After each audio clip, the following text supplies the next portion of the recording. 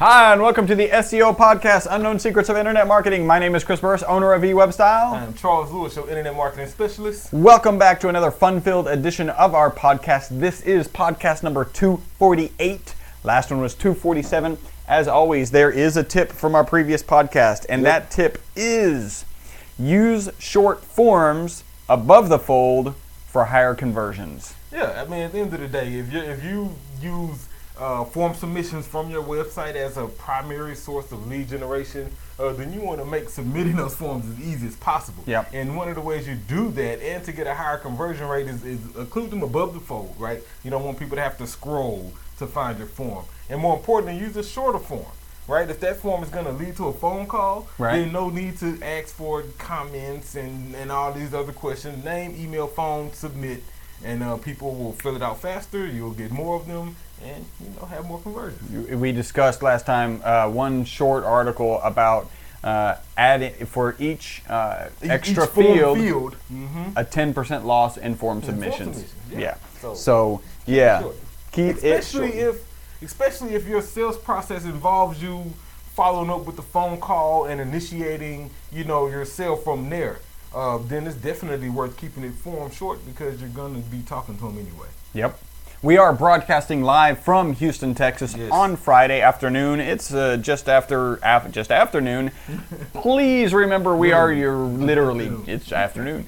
We are your friendly local neighborhood top position snatchers, where our mantra is don't be a douche. Do not be a douche. It's bad luck. Bad luck. Deuce or douche. Either one. If you are in a position you have a device in front of you, please. Charles has one. It's a Samsung. What is it? It's the three. The 3. Go ahead and tweet now. What should they tweet? You should tweet what's right behind us right now. If you're not watching this, you really should be. Hashtag SEO Podcast. Be sure to tag us. Well, hashtag SEO Podcast. This is number 248. Be sure to tag us in it at eWebStyle, at Best SEO Podcast. That way we can follow you back and do all of our social networking stuff. Excellent. If you're listening to this podcast for more than the first time, so if this is your first time, great, enjoy it. We're going to get to the meat of the podcast here pretty soon. If you've listened to it more than once and you have not done us a very small favor of writing us a review, there are about 4 ways you can do that. Yep. One of them has 3 steps. You go onto iTunes, you create an account, or you write a review. We're hoping that review is 5 stars. If you write a 5-star review and you choose to, or if you write a 1-star review and you choose to, you can send us an email, podcast@e-webstyle.com. Just to make sure that we find it. Usually we do anyway. You can also write a review on our G Plus local page. We've made it incredibly easy to get to our G Plus local page. Anything you do will basically get you there. That sounds like this: e-webstyle.com/Google Plus or /Google Plus or /G Plus or /G Plus. All of those will take you to our G Plus local page. When you're there, there's 3 things to do there. When you get there, first and foremost, leave us a review. Hopefully it's 5 stars. After you leave that review, give us a +1, please, and then put us in your favorite circle. Yep. Also, you can add a review on our Stitcher page. We're hoping you'll do that for us. Go to Stitcher.com, our page. The best way to do it is literally type Stitcher.com SEO Podcast, Unknown Secrets of Internet Marketing. You'll get to our page, click the reviews, and right up there's a button that says write a review. It's pretty straight. Hopefully you'll make that 5 stars. And there's a whole bunch of ways you can stalk us, haunt us, follow us, harass us. Facebook.com/eWebstyle, Twitter.com/eWebstyle, YouTube.com/eWebstyle, Instagram.com/eWebstyle. All of those will take you to pages where you can like us, follow us, plus us, and like pictures and share stuff. Send us questions for our podcast. We got 2 good questions from Twitter today. So. All right, excellent. Also, if you are a PHP expert, a WordPress guru, we are probably looking for you. You want to work with world-class experts, all you need to do is submit a audio resume. Well, that's not all you need to do. The way to get it started is to submit an audio resume, 713-510-7846. We have a referral program. You have a customer, you send them to us, they pay their bill, we pay you. Pretty simple. Free website analysis, e-webstyle.com anything, and you'll have a form to get that free website analysis. If you're in a hurry to get that or really want to get started on an internet marketing campaign, just call us. we'll do that analysis right on the phone right away. And now for one of our favorite segments, if not our most favoritist segment. Segment, the algorithm cataclysm. Oh, yeah. Man, I promise. We need to really get our viewers up so they can see these awesome. The value of that, special effects. Yeah, you would just see that effect and send money. So today's Algo Cat, man, is kind of sad almost a little bit. Yeah. This is a moment of silence. A moment of silence. Goodbye to authorship. What? After all of this, authorship is gone? Authorship is dead. Really? What's up with that? So apparently, Google totally dropped it. They said it was a good experience for those creating content, but had little or no value for its users. You know what that means? It made them no money. So in fact, it probably means it took away from their money. They were gradually phasing it out, which is what I think it did. I think it took clicks away from ads. Yep. But they won't admit that. Matter of fact, they have written that was not the reason, which makes me think it's more of the reason. Yeah. But what happened was at first they just pulled away the images. Remember, they were showing your avatar from your Google Plus page. They pulled that away, and then they were only showing you the author's name next to the post, and you could click on that name and see other posts by that, or go to their G Plus page, whatever. Now that's not even there. Wow. Authorship is no more. So gone. Wow. That was lasted. Project. It was a 3-year project. We were probably playing with it for a year and a half, 2 years. All gone. Okay. Well, we'll just change our process. I mean, if you think about it, let's see. This is 248. So podcasts probably between 150 and 170 were all about authorship setting entirely. Up authorship. Wow. Think about that. Wow. We had a lot of questions from people. How do you set this up? How do you do this? Blah, blah, blah. But so don't listen to those podcasts anymore. Yeah, I mean, that's why you need to tune in every week because things change. A lot. And very fast. Wow. Okay. Well, was that all of our Algo Cat? That was pretty significant, man. Yeah. I left it at that. It's a little sad. All right, let's do a couple reviews. This first review is from our G Plus local page. It's from Emmanuel Risa. It says, "Hi guys, a punch in the face to both of you for your great podcast. As an absolute beginner, I was worried about trying to learn about internet marketing and SEO, but you have found a way to make learning fun and engaging. Thanks for the meat and the potatoes, Emmanuel." Punch in the face. Yeah, appreciate you tuning in. Thanks for your support. Send us what you're working on. If you're new to it, I mean, you're likely working on the site and trying to optimize it. Yeah, let us know what you're doing. And next, we've got from Dr. Video. This is from iTunes, right? Mm-hmm. The title is Real Useful Info. It's only 4 stars. And that says usable. What did I say? Useful. Usable. Yeah, it's the same thing. My brain did a Google autocorrect. I know. Which is just scary all in and of itself. And the review reads, "Been listening for years, very informative, an entertaining format, and I always leave with a great tip. Where's the 5th star?" That sounds like a 5-star review. Yeah, I think it's a mistake. It's certainly... or better yet, why was it a 5? Like what? How could we do it better? Yeah, what could have made you what are we missing? 5 instead of 4? Or you're just one of those people who just... Or maybe let's ask this question. Why didn't you give us lower stars? Right? Yeah. Why didn't you give us lower stars? Kind of wrestle with that because it's probably going to convince yourself you should have given us 5. I don't even know if you can change it, so that's all a moot point. Thank you, Dr. Video. Punch in the face. Anybody who gives us information, we appreciate any input on our podcast. All right, so we have a little bit of news. I kept it pretty simple. Everybody probably has heard this. Facebook autoplay. Mm-hmm. The autoplay video is killing people's cell phone bills. It's a lot of data. Yeah, it's a lot of data. Turn that shit off. It doesn't kill your bill. The FCC fines Verizon for I put violating customers. That's not exactly correct. It's actually violating customer privacy. Okay. Because violating customers would be a legal issue. I mean, not an FCC issue. Yeah, exactly. Yeah.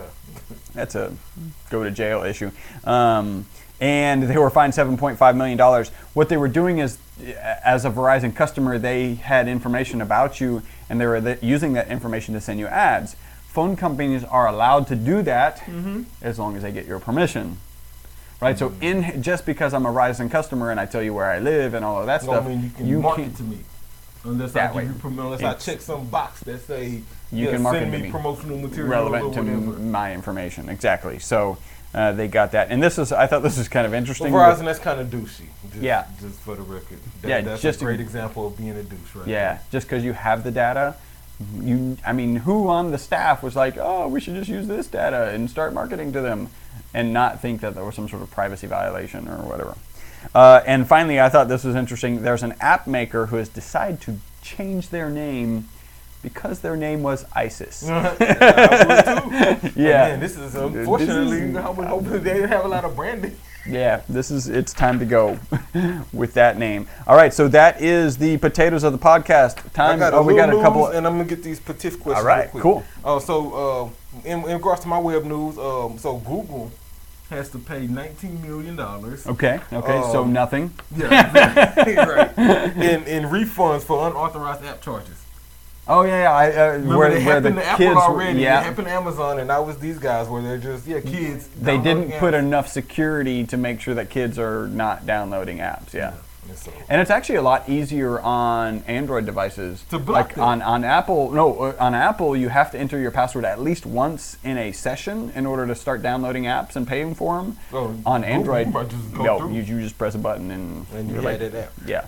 And this other news, speaking of lawsuits, so charges were dismissed against Yelp. They were in a lawsuit in California. I saw that. Due to the extortion claims, due to circumstantial evidence and not enough factual evidence. Right. And what was interesting about it, so Yelp ran to the web and posted this blog post about, told you we don't extort people, blah, blah, blah. Then the courts came back and responded, was like, well, We didn't they say just that. didn't have no evidence.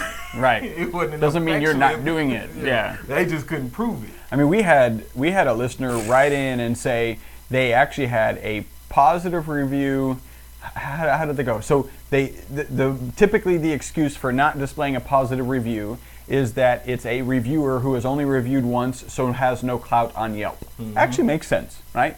Kind of. Yeah. I mean, it makes sense if it seemed to be applied across the board. So we had a listener send in an email saying, so they have the clout and they have a positive review that's not being displayed, and they have a negative review for another company that is being displayed. So they have the clout. Mm-hmm. So why do you need more clout to show a positive review?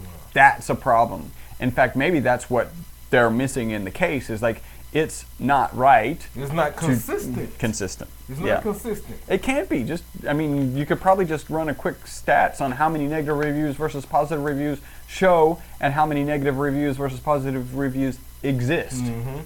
Can't be that hard. Yeah, so They're going to get caught. They're going to get caught soon. Still not trusting y'all. And so I got a couple tips. These punches in the face goes to, and this guy actually asked the question as well. Punch in the face to SEO prescription. He hit us up on Twitter. He's at SEO prescription, right? And so 2 questions.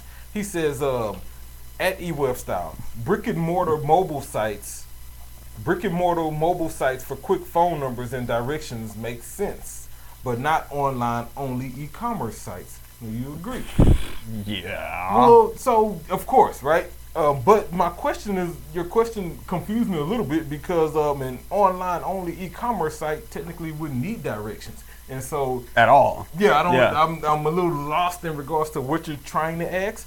But having phone numbers and directions on any sites, I wouldn't say creating a mobile specific site for a brick and mortar business. I think that that brick and mortar business, whatever their website is, should be compatible for mobile, and you should have your phone numbers and directions and stuff listed.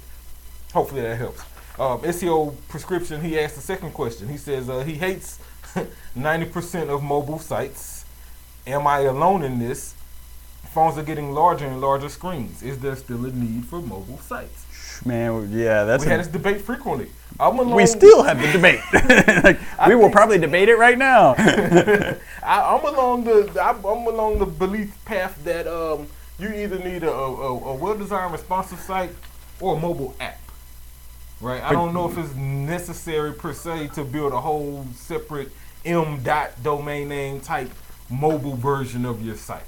I don't know if it's worth dividing that content up where you essentially have two different sites. Yeah. And so that's the problem, because then you have two different sites and they have the same content and a different user experience. I'm really going down the path of responsive, building a site that works across all platforms, that adjusts based on the actions you want people to take.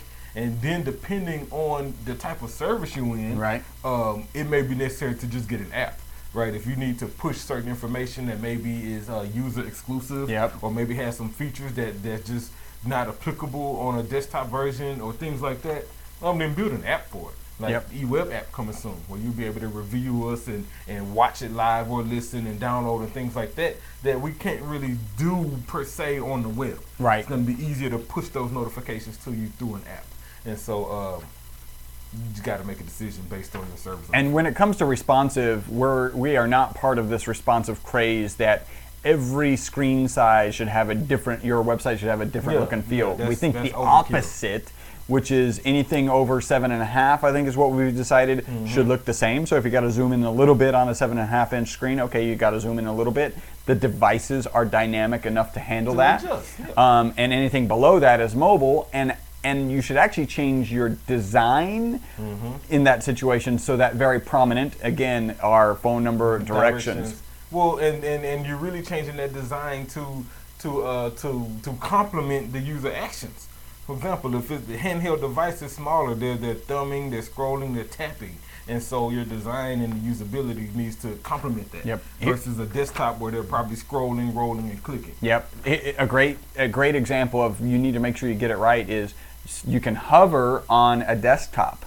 You can't hover on a touch screen on a phone. So you've got to make your code so that if they touch it and there's a drop-down menu, that it doesn't click and go to the page, that it actually opens the drop-down menu. And we see lots of sites where that does not happen, and wrestled with that with some of our own sites. So yeah, excellent. So appreciate you. Punch in the face to you, SEO Prescription. Thanks for your questions. I like the name SEO Prescription. Yeah, he's been prescribing to the SEO podcast. How about that? That's like his prescription is a subscription to the SEO podcast. I can dig it. Yeah, that was pretty good. That was a good one This time. And number 1 complete. Cool. So hey, I still like my SEO rapper intro. That's one of my all-time favorites. We'll have to do that just for fun one time. We'll have to go find that. Yeah, I think I still know it, so we may just have to pull that out sometime. Oh man! All right, so let's get to our meat. Maybe you haven't done a rap in a while. I haven't done an SEO rap in some time. I've been. Well, I've been trying to retire it. Yeah. I've been trying to retire it. I don't know, but yeah. You're like the 4th person within the last 60 days to bring it up. Yeah. Well, and you were super busy over the summer, right? You get a lot of a lot of ministry going on, a lot of work, and so poetic prophet gigs and stuff. So we're trying to grow that. Let's get to the meat. Yeah. All right. So punch in the face to Jason Demers over at Marketing Land. He posted an article on Marketing Land called "The 9-Step DIY Guide to Online Marketing for Small Businesses." Great title. Yep. Got my attention. I was like, 9 steps DIY. Let's check it out. And so let's dive right in. So his first one is but just a second. I've got to interject here. Step number 1: don't do it yourself. Yeah, don't do it yourself. Hire somebody. And thank you for tuning into the podcast. But if you're gonna do it yourself, right, then focus on these things. Yeah. Maybe. Yeah. One of them was a little suspect. He says, get involved in social media, right? He goes on to say, treat others the way you want to be treated. Ask questions, engage, don't push your sales agenda. Yep. And that's key. You have to kind of treat social media like networking. Yep. Almost. You go to what can I do for you? Exactly. Not what can you do for me. Yeah. You think about networking. When you go to a conference, I'm in part of a BNI group, and we go to different marketing conferences and things like that. And you shake hands, you introduce yourself, you be inquisitive and concerned about what others are doing, and how you can help them, and what mutual relationships y'all can create, and how both parties can benefit. Treat social media the same way. Yeah. Don't just be spamming and blasting all your information, because nobody wants to hear that, and that's kind of douchey. Instead, offer insight, offer information, be available to help others, like we just did for SEO Prescription. Right. Do that kind of thing, and that makes your social media more, makes it better. So I'll say, and then I'll add this to it. Don't just start social media, but make a plan. Right? Consider your content, consider the images, consider the links and things that you'll be sharing, and consider the platform you're on. Right? If you're doing something with a lot of images, then Pinterest and Instagram, that might be your way to go. Yep. If you're sharing a lot of links and doing things like that, then Twitter, Facebook is going to be your best friend. If you're doing video, things like that, then maybe Instagram video and YouTube. So consider the platforms and your content when you get involved in social media. And I'll give y'all a pro tip. Pro tip. Repurpose your social post. Ooh, Chuck, what does that mean? That means if you tweeted this out 140 characters, maybe you take that same post and you Textagram it. Right. And so now it's on Instagram and Facebook if you had them synced. Then you take all of that information, you feature it on a blog post or something like that on your site, and then you reshare it again. And so now you have the same post used 3 or 4 different ways. Yep. Especially in a Twitter platform, reposting the same information is okay. Not ad nauseum, but reposting it throughout the day or throughout the week is okay. Especially if you have a high follower count. Yeah. You got thousands of followers, then I guarantee you they all didn't see it when you posted it at 8 a.m. Yep. And so post it again at noon, post it again at 3, post it again in the evening, one more time at night. Yep. It'd be good. Number 2, start blogging. He says blogging has many benefits such as building brand awareness, credibility, and authority. And I totally agree. You need to be blogging for a couple reasons. One, another pro tip. Blogging creates an opportunity to write content targeting other phrases without adjusting your static content. Right. So what that means, let's say your homepage is optimized well and you ranking for your target terms, but you have a new product, a new service, a new keyword you want to go after, but you don't want to necessarily make changes on your homepage because it's ranking. If you're blogging, now you can write a new post, you can create an article, you can do all of these things. And the good thing about that is those recent posts usually show up on the homepage. And so that way you can blog to target other products and other services. Yep. I added be consistent. Set a schedule. Stick to it. So once a week, twice a week. Whatever it is, stick to it. Yeah. Because consistency is what builds that brand and what makes your blog work. If you're not consistent, then you just have a blog with probably great content that nobody reads. Yep. Number 3, build relationships with the media. He says many members of the media might prefer to work directly with you as the business owner, and that's like in opposite of working with like some PR person or something like that. Some media outlets will work directly with you, especially with the uses of social media right now. Yep. It's easy to tweet your favorite journalist. And he goes on to say, follow them on Twitter and communicate with them, share their posts, comment on them, and start building that relationship before you begin to ask them to interview you. And I think that's key. I wrote suck up sometimes. Sometimes you got to do that. Hey, great post. I liked it. Share it, tweet it, and invite your followers and friends to share, because that media person will appreciate that. So here's a tip that this is a pro unrelated to SEO pro tip. What is the number one way to impress someone? You want me to answer that? Yeah. The number one way to impress somebody, compliment them. Is to be impressed by them. Because I'll tell you what, anyone who's impressed by me is a genius. I mean, that's how everyone feels. Like that, I impressed them. They're impressed by me. They're obviously a genius. They're clearly a genius. Yeah, because they recognize my genius. So do that. Recognize the amazing aspects of the person you're talking to. That's what will impress them. You can tell them your stories about Fiji or code you wrote or first page position. That's all about you, and that's not as impressive as the fact that you're impressed by them. Cool tip. Yeah. I can dig it. So suck up. Basically. And make it real. Like don't suck up some crap. Yeah. Nobody likes, brown nosers and over flattery and things like that. Keep it right. Real and specific. Remember the communications training we took about giving a compliment. A great job isn't a compliment. Hey, I love the way you sent that email and addressed this particular concern with that person. At the same time, yeah. That's a good compliment. Shows people that you're paying attention. Yeah. Number 4, offer content that your audience wants. He says 61% of consumers are more likely to buy from a brand that delivers highly relevant content. Ooh, I'd love to know where you got that number. I know. I don't even know how you would get that number. Keep your audience pain points at the center of your content marketing strategy.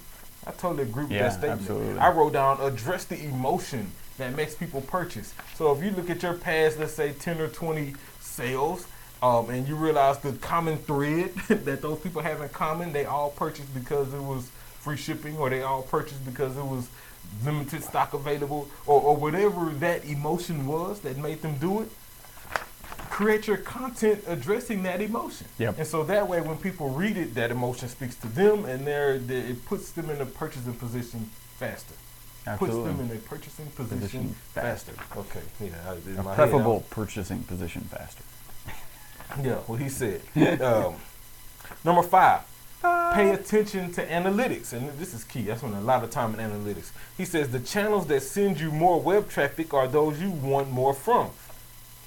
Jason, I disagree slightly. I agree. If you're getting a lot of web traffic from certain sources, then you definitely want more. But I would say focus on the channels that are generating more conversions. Revenue, yeah. Yeah, the ones or that whatever you want them conversions. to do. Yeah.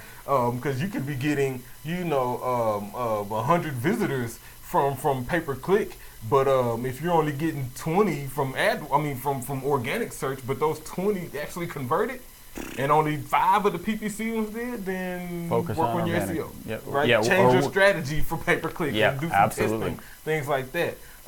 Change your landing page. Yeah. Make some adjustments. So I would definitely say focus on what's converting more and not necessarily what's bringing in the most traffic.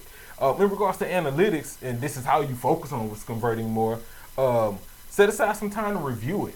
One of the things I deal with, and what I'm realizing lately, is when we deal with our clients, they appreciate our monthly conferences because they get an opportunity for me to discuss analytics and what's going on with their site, because they just don't have the time. They don't have the time. Time to sit there and figure it out and figure out what reports work for them. So set some time aside. Hey, if it's an hour on Saturday that you're just going to review your analytics, Yep. do that. Create you a dashboard so you can have your favorite reports that you need to see from one view. Analytics is important. Number 6, make sure your emails speak to the recipient.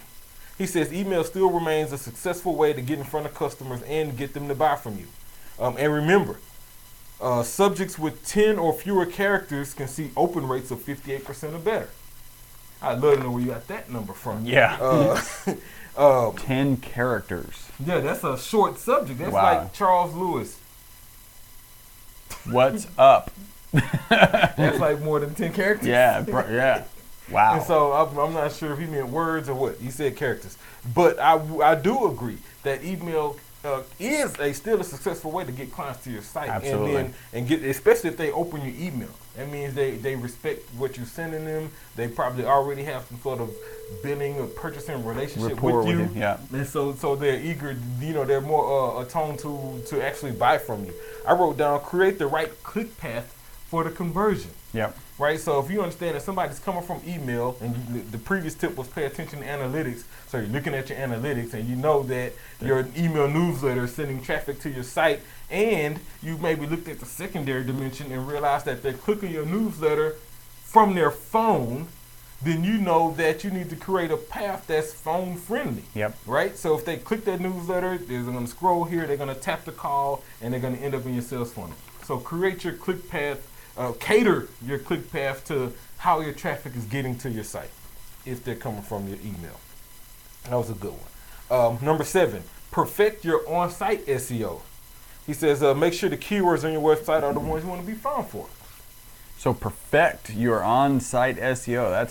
That's a tall order. Especially for a DIYer. That is like, okay, today I'm going to perfect my on-page SEO. Yeah. Probably not. Probably going to be tweaking it and comparing it to competition and continuing to improve it. I think the best way to perfect your SEO, on-site SEO, is to just make sure you handle the basics well. Yeah. Make sure your content is relevant. Make sure it reads well. Make sure you got a decent, a word count.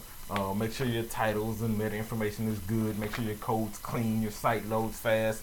These are all, kind of on-page SEO basics. Make sure your navigation is good. Speaking of navigation, I wrote down this for number 7. Don't forget the usability. Yep. There's plenty of sites that rank extremely well, have great content, but the site sucks. And so when you get there, it's just not that user friendly. Yep. And so keep that in mind. Make sure the usability works. So once people do find it, they can navigate easy. They can subscribe. They can find the content. They can buy something without struggling to find it.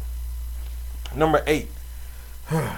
Jason, try guest blogging. What? When did he write this? This article, I know, right? This is posted on September 3rd. Wow. And so he says you can only reach so many people on your business blog. And I agree. Yeah. But I stay away from guest blogging. So Google has released statements saying guest blogging is not, don't do it because you're likely going to do it wrong and it's going to be penalized as spam. Right. And so they said if you're going to do it, make sure you do it right. And so I'll take that same path. Yeah. If you're going to do it, like go into it knowing that you're not doing this to get links, you're not doing this to help rank your site. You're doing this because you actually have valuable content that's going to be good on their blog. Yep. And the content is so valuable, meaning it has a great word count, it has some video, it has some images, it addresses a need, it's relevant for the time, and it's useful. And if your content does that, then you probably want to keep it on your site instead of putting it on somebody else's. And so I'm just not really a big fan of guest blogging, especially in lieu of the latest announcements from Google. Over the last month and a half, 2 months, 3 months maybe? Since 2014 kicked off, really. But if you're going to do it, I wrote be careful and do it right if you're going to do it. But at the end of the day, I prefer to put that kind of quality content on your own site. On your own site. And then just include that in your strategy that we talked about in tip number 1. And make sure you plan accordingly so you can share that content effectively. Last one, number 9. Make sure the pieces and parts, kind of the same thing, make sure the pieces and parts work together. He says all these moving parts are easy to focus on individually, but make sure they move together toward a common goal. And I totally agree with that. Have a strategy, yeah. Yeah, I mean, at the end of the day, if your goal is to get more, subscriptions to your newsletter, right, then make sure that your social and that your SEO and that your paid search and your display ads and your content marketing and everything else goes down that path, if that's your overall objective. I said keep these consistent and give the right attention to each. What does that mean? That means your social strategy may require more attention than your SEO strategy. It just tends to work out that way. SEO, you can set a couple hours aside and knock out a checklist. With your social, you need to plan, you need to schedule, you need to tweak, you need to do a lot of things frequently. So give everything the right amount of attention. And that way everything will work seamlessly and work together. So big punch in the face. Big punch in the face to you, Jason Demers over at Marketing Land, the 9-step DIY guide to online marketing. I will say it was a little 30,000 foot level. I mean, I get it because each one of these steps probably could have been broke down to their own individual article. To their own 9 do-it-yourself, Yeah, but great article. Good That's stuff. why we covered it, and hopefully that helped y'all. All right, punch in the face again to Jason. All right, what do we got next? What news? What? All right. What? Yeah, so this what news goes to Twitter. Twitter. So actually, Twitter came to the rescue of Facebook the other day. Yeah? Facebook went down for 20 minutes. I didn't know. Wow, I missed that. And so everybody went to Twitter. And they said Facebook's down. Hashtag Facebook down. Wow. Literally, that was the other day. But Twitter's in the what news today because of they've been acting real douchey. They've been acting real douchey. So you remember TwitPic? Yeah, okay, yeah. Remember when Twitter first came out, it wasn't even conducive to image sharing. And so TwitPic came on the scene. Right. And they were Twitter's go-to third-party app if you want to include images in your tweets. Yep, makes sense. Remember that? Yeah. And then there was some other ones came out like YFrog and all kind of other stuff. But now that Twitter has gave you the option to upload pictures yourself directly to Twitter, don't really no use for the third party. Right, right. And so TwitPic was in the process of getting trademarked. Twitter was like, we don't want y'all to trademark it. Matter of fact, if y'all trademark it, we're just gonna remove your access to the API. And so anybody who tries to post a picture on Twitter using TwitPic won't work. Whoa. TwitPic was like, oh well, we just quit. And so they're shutting down on September 25th. Wow. Yeah, Twitter, that's kind of douchey. And they've been doing it to not just them, even Instagram. Now Instagram, you can Instagram and tag Twitter on your Instagram if you have them synced. And so your post will show up on Twitter. The image will not. It will be a link that they click on, which takes them back to Instagram. Wow.